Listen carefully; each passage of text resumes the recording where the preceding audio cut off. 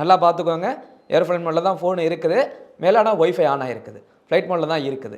So அப்படியே என் ஃபோனில் இருந்தே கால் பண்ணுறேன். ஃப்ளைட் மோடில் தான் கால் பண்ணுறேன். நல்லா பார்த்துக்கோங்க. ஸோ இங்கே ஃபோன் ஃபோன் வருதா? ஸோ கால் பண்ணவும் முடியும், காலை ரிசீவ் பண்ணவும் முடியும். இதுக்கு மேலே ப்ரூவ் பண்ண முடியாது. ஸோ இதை நீங்கள் அடிப்படையாக வச்சு ஒரு தீர்ப்பை வழங்கியிருக்கீங்க. இப்படிப்பட்ட தீர்ப்பு கிடைச்சிச்சு அப்படின்னா அந்த பெண்ணின் நிலை என்ன? இந்த பாதிக்கப்பட்ட பெண்ணின் நிலை என்னன்னு கொஞ்சமாச்சும் யோசிச்சு பார்த்தீங்களா? அந்த சாரை காப்பாற்றுறதுக்கு நீங்கள் நல்லா எப்படியோ சுற்றி வளைச்சு ஏதோ ஒரு வகையில் முடிச்சிட்டீங்க. இதை நீங்கள் யாரை குறை சொல்கிறேன்னு தெரியல. நீதிமன்றத்தை குறை சொல்கிறதா, இல்லை நீதித்துறையவே ஏமாற்றிட்டாங்களா இங்கே இருக்கக்கூடியவர்கள் அப்படின்னு கேள்வி தான் எழும்புது. ஸோ இந்த ஒய்ஃபைன்றது அந்த அண்ணா யூனிவர்சிட்டி ஃபுல்லாகவே ஃப்ரீயாக கிடைக்கும். அங்கே ஒய்ஃபை எல்லாம், அது ஒரு காலேஜ் யூனிவர்சிட்டி, அங்கே எல்லாருக்குமே கிடைக்கும். ஸோ பத்தாவதுக்கு ஞானசேகரன் அங்கே அடிக்கடி போயிட்டு வரக்கூடிய நபர், அங்கே தொடர்பில் யாருக்கும் கண்டிப்பாக ஆள் இருக்கும். ஸோ இப்படிப்பட்ட நபருக்கு அங்கே ஒய்ஃபை கிடைக்காம இருக்க போகிறதில்ல. ஸோ அந்த பெண் சொன்ன மாதிரி, அந்த மாணவி சொன்ன மாதிரி இவர் ஒருவரிடம் பேசியிருக்கார்.